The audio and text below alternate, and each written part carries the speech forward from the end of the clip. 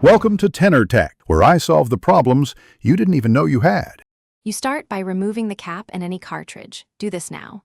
Once the reservoir is out, place the tip facing down into lukewarm water, about 30 to 40 degrees Celsius, to rehydrate dried ink. Make sure to use a shallow dish so only the tip and lower feed soak.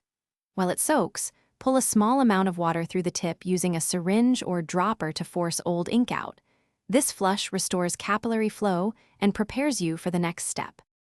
Now continue by forcing a steady, gentle stream of water through the tip with your syringe. Repeat until the water runs clear, because that indicates the channel is clean.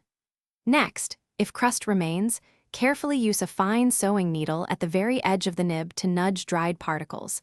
Never gouge the felt or metal. Once dislodged, roll the tip lightly on a folded paper towel to test flow and remove excess water. This step reinstates the smooth capillary action you need for consistent lines.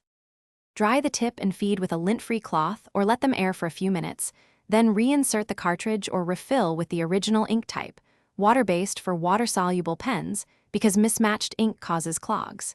Test on scrap paper using strokes in the 0, 3 to 0, 8 mm range and vary pressure to confirm steady flow.